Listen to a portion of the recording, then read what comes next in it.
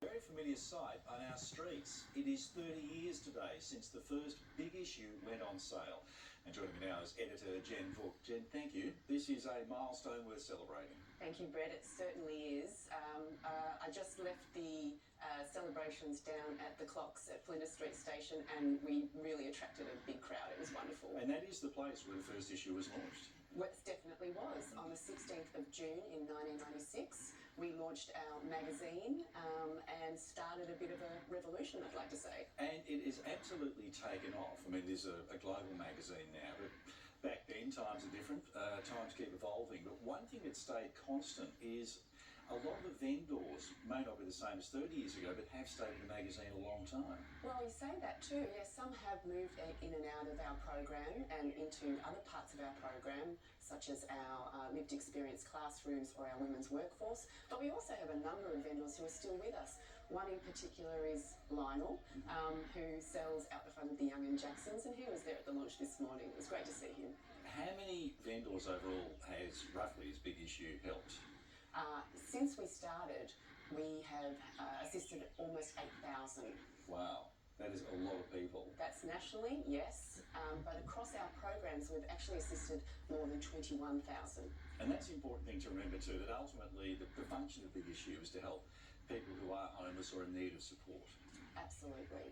We are a jobs first program. We're a proven pathway for people to earn an income. And to build their independence and really reconnect with their communities. What do you see is the change in people when they start becoming vendors? Because a lot of them have had homelessness issues, they might have had mental health issues, they're out in the street, they're trying to sell magazines to a lot of people just walking past. What does that do to them as people? Well, let's just say it isn't easy standing on a street corner trying to sell a magazine. Sometimes people, we live in a world where it's very busy and people just walk past. The most important thing is to acknowledge the person, just to say hi. Not everyone has the money to necessarily buy a magazine every fortnight when it comes out.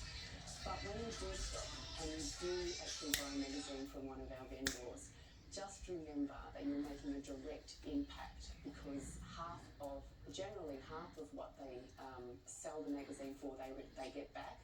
But for the month of June, our birthday month, our magazine is a little more expensive at $30, but that means that $18, 4 times the regular amount, goes back directly into the pocket of the vendor you bought the copy from. $30, but it's a 30th anniversary magazine. You've got one there, yes. And it is a very special edition, isn't it? It certainly is.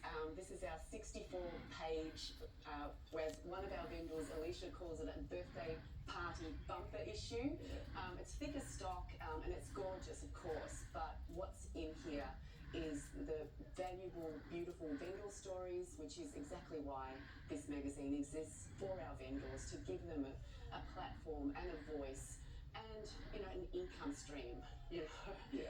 In addition to that, we've got these wonderful interviews with a number of famous Australians, and it's also a bit of a iconic look past at our past. Yeah, that's right. There's a lot of stories in there that are well worth telling and retelling, and it's a fantastic thing to see. So don't just walk past, grab a copy, well worthwhile. Absolutely, please do. And if I can also encourage you, if you can't get, if you don't have a local vendor nearby, please visit our website at thebigissue.org.au, because there are a number of programs that you can donate to. Great. Well, everyone involved should be very proud.